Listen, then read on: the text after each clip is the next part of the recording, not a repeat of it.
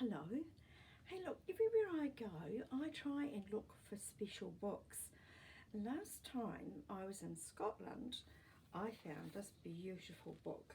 It's called William the Cat and the Rescue of Rosslyn Chapel. Now, Rosslyn Chapel is a real place, and William the Cat is a real cat.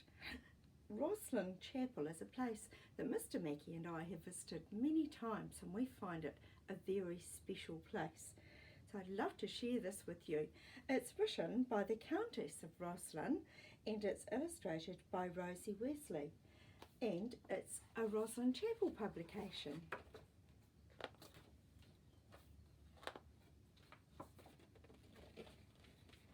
Once upon a time there was a cat called William.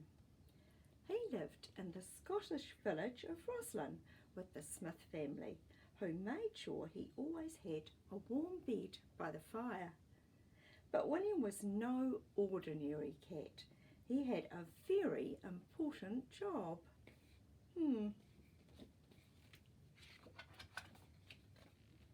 Every morning after breakfast, he left the house and walked through the village to the place where he spent his days. And this looks exactly like the real village. You see, William was the guardian of Rosslyn Chapel. There it is. It's a very old place. It's almost like a castle. His father William had been guardian before him, and his grandfather William before that. Sometimes he heard the guides talking about a long line of William looking after the chapel, which made him very proud. His main job was to take care of the mice. There were plenty of cosy corners where mice could make their nests, but William was having none of it. This chapel was no place for mice.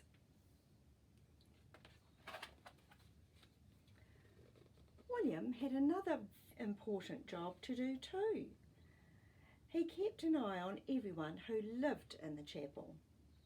Every morning he let himself in and went to say hello to his friends. He always started with Sir William St. Clair. Sir William was a very important man who built the chapel over 500 years ago.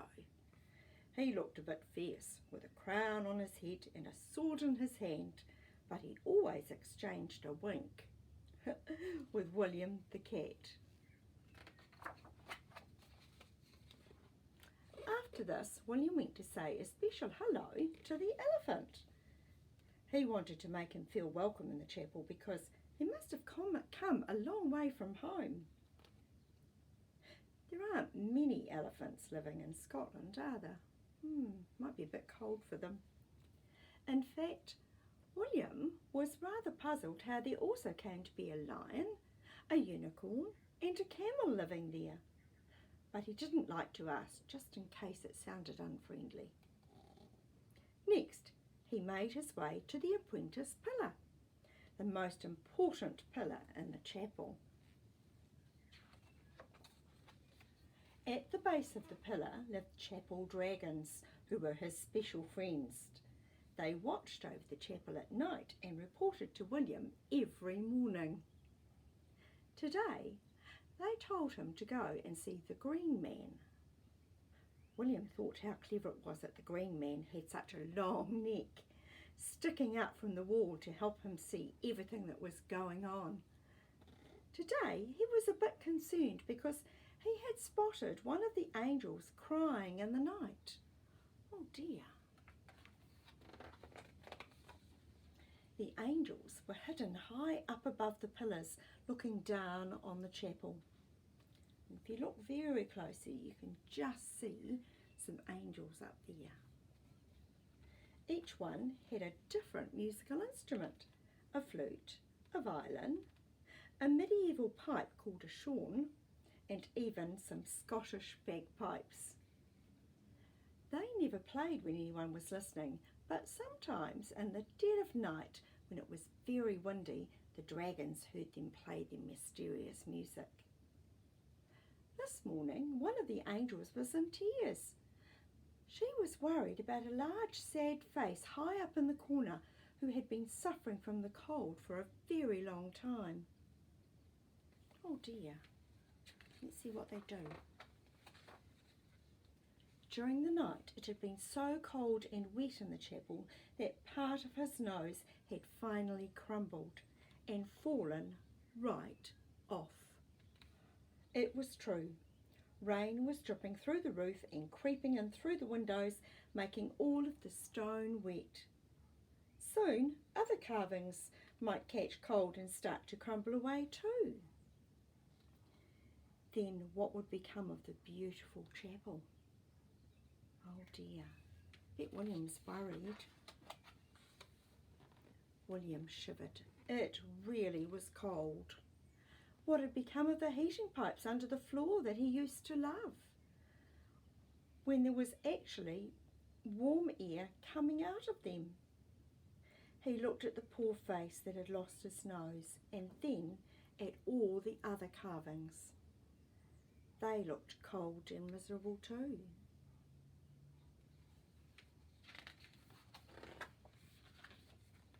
William was the guardian of this chapel. He knew what he had to do. He leapt up onto the ledge and made his way carefully along underneath the windows. There you can see. Trying hard not to look down. He might have been a bit scared of heights. Just as his paws were beginning to wobble, in came a crowd of people to look around the chapel. William took a deep breath and let out a meow. Ooh. They all looked up. Oh, look at poor William. He's stuck, they said. The guide ran to get a ladder, and two children stretched out a coat so that William could jump onto it. But William wanted them to see the poor sad face. He was the one who really needed help.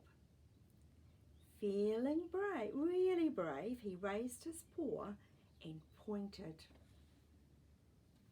Look at that face up there, said a boy. He's lost his nose. William's job was done. He jumped down into the safety of the children's coach, where everyone made a very special fuss of him. Wow, what a clever cat. Good job, William. The next day, people came to examine the chapel. They said that the roof and windows were leaking and the rain was damaging the stone. If nothing was done, the elephant might lose his trunk, the angels might lose their instruments, and Sir William might even lose his crown. So they all made plans for something called a conservation project.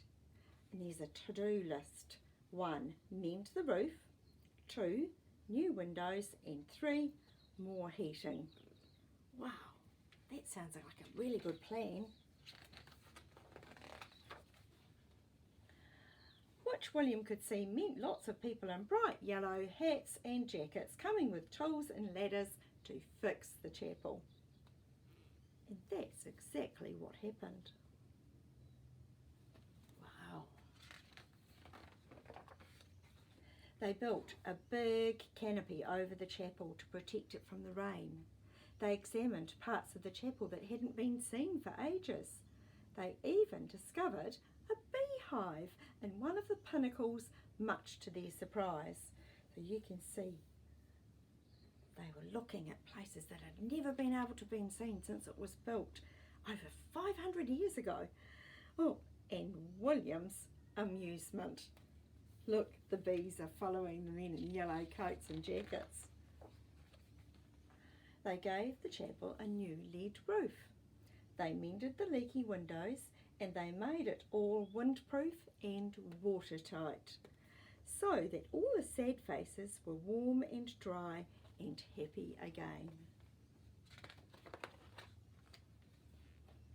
But best of all, they put new heating pipes under the floor and warm air coming out of them. I am sure you can guess where William Spencer stays now. I think he deserves it, don't you? And I have to say that Mr. Mackey and I went to visit the chapel when it had the canopy on it.